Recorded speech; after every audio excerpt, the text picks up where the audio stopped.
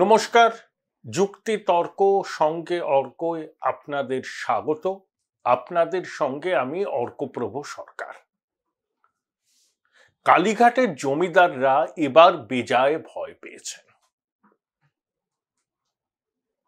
প্রথম কারণ, চতুর্দিকে যা চলছে, কালীঘাটের জমিদারদের জন্য কোনো স্বস্তির খবর নেই।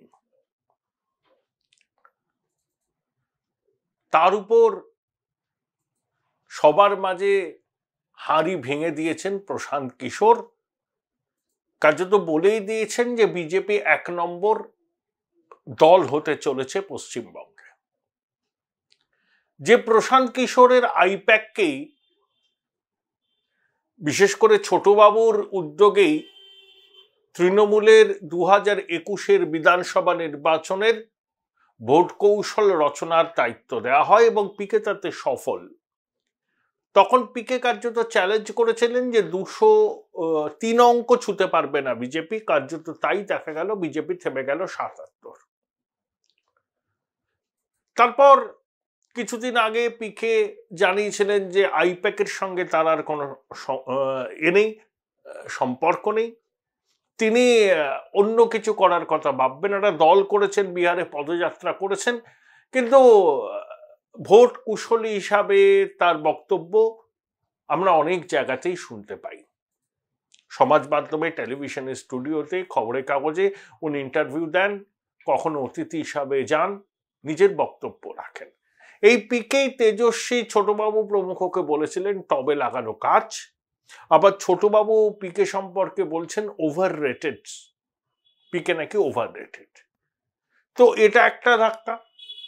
আরেকটা ধাক্কা হচ্ছে যে কেন্দ্রীয় এজেন্সির ধরপাকড়।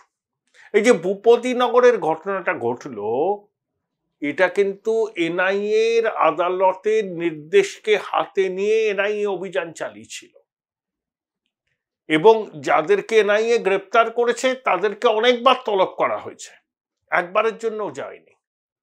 আরো কয়েকজনকে তলব করা হচ্ছে, তারাও যায়নি। কাঁথি অঞ্চলের ৩০ জন বিজেপি তৃণমূলের কর্মী নেতাকে সিবিআই তলব করেছে ভোট পরবর্তী সন্ত্রাসে, তারা কিন্তু যায়নি। তাই এনআইএ হঠাৎ করে ভূপতিনগরের নারুয়াবেলিয়া গ্রামে চলে গেছে তা নয়, এদেরকে অনেকবার তলব করা হয়েছিল। সর্বশেষ এনআইএর আদালতের নির্দেশে তারা কিন্তু যায়। সেখানে এনআইএ আদালতের ডাইরেক্টিভে স্পষ্ট বলা ছিল যে প্রয়োজনে গ্রেপ্তার করতে পারবে, তদন্তের অগ্রগতি লাগে। এনআইএ বিবৃতি দিয়ে বলেছে যে তারা ইন্ডিপেন্ডেন্ট উইটনেস নিয়ে গেছিল। অর্থাৎ এই যে এনআইএ, এই যে ইডি, এই যে সিবিআই, এই যে আয়কর দপ্তরের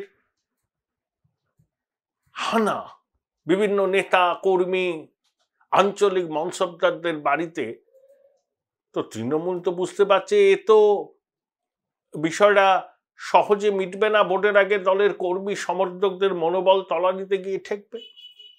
তাই এরা পরিকল্পিত চিত্রনাট্য, পক্ককেশ ডেরেক, দোলা সেন, প্রাক্তন সাংসদ Arpita Ghosh, Nadimul Haque,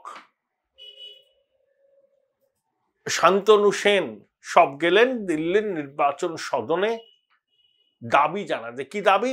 NIA, CBI, ED এবং আয়করের অধিকর্তাদের সরে যাওয়ার নির্দেশ দিক নির্বাচন কমিশন। বলে না মামার বাড়ির আবদার।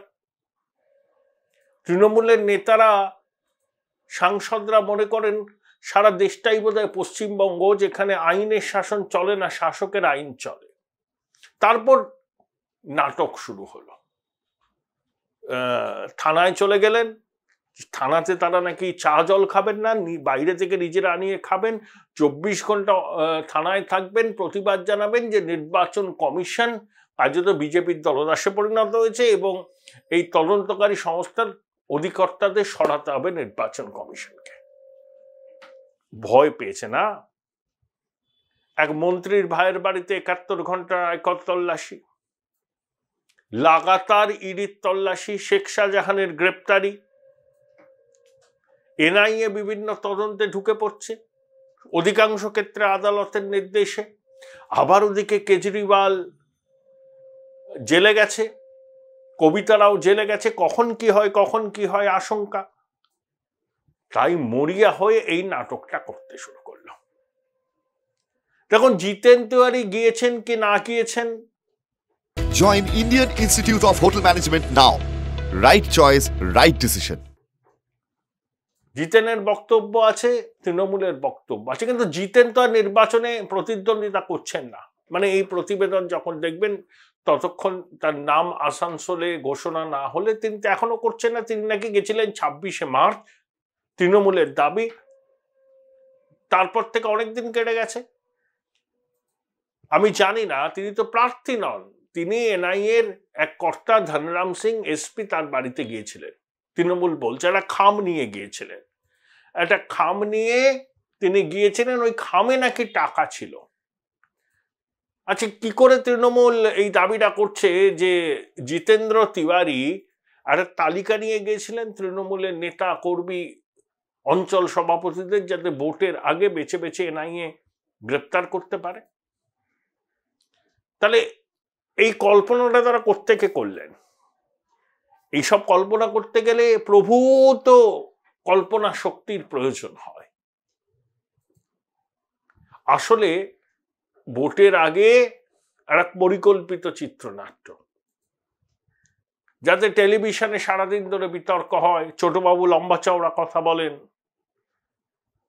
তবে লাগানো গাছ আবার ফরফর ফরফর ফরফর করছে। দেখুন, খালি বলে সংবিধান ভেঙে পড়েছে, নির্বাচন কমিশন বিজেপির দলদাস, লেভেল প্লেইং ফিল্ড দরকার।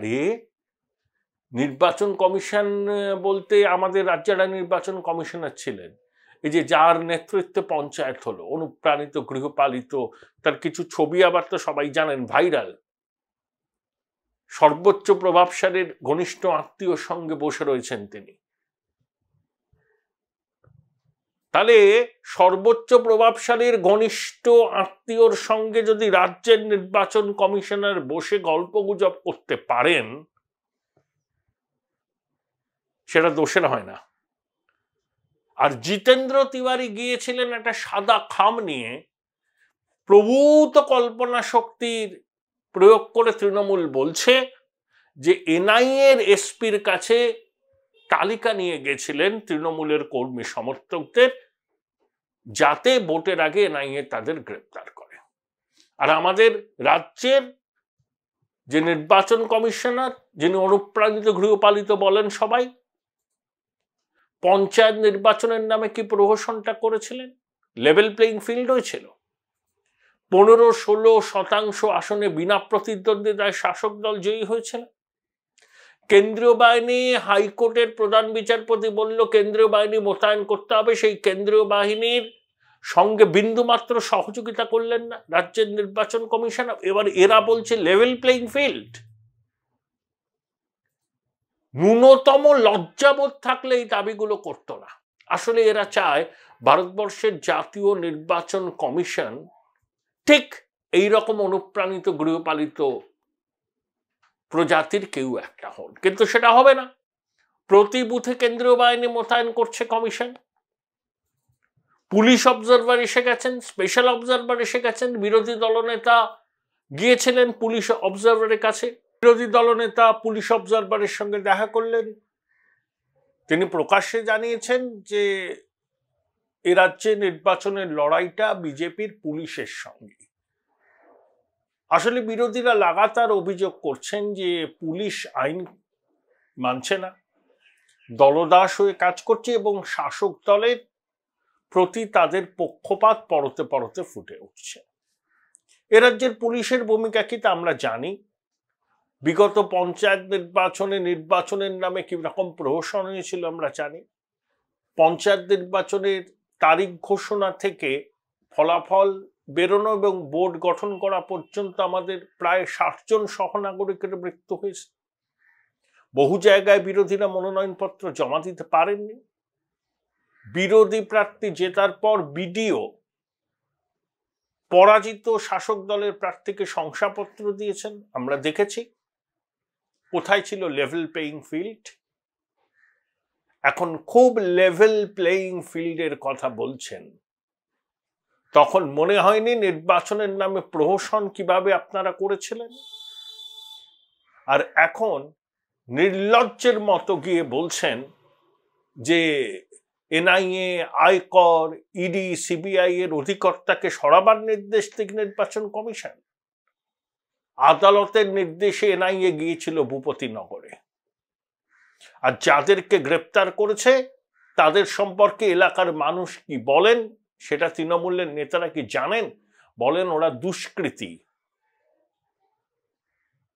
আর প্রধানমন্ত্রী বলেছেন না, 4 জুনে ফলাফল বেরোনোর পর আরো কঠোর পদক্ষেপ নেওয়া হবে দুর্নীতির বিরুদ্ধে। ব্যাস, এতেই মাননীয়া অশনি সংকেত দেখছেন। তাই সবাই তার অননুকরণীয় ভঙ্গিতে প্রধানমন্ত্রীকে মোদিবাবু বলে কটাক্ষ করছেন। লোক হচ্ছে না তো, এখন তো ভোট এসে গেছে, আর তো সবুজ সাথী সাইকেল বিলোতে পারবেন না, কন্যাশ্রীর টাকা দিতে পারবেন না, তার লোক কি করে আসবে? আর শুভেন্দুর সভায় 4 গুণ বেশি লোক হচ্ছে। তাহলে কালীঘাটের জমিদারদের ভয় হবে না? দিশাহারা অবস্থা। তাই নতুন নাটক, ইলেকশন কমিশনের দপ্তরের সামনে অবস্থান বিক্ষোভ। হালে পানি না পেলে এই হয়।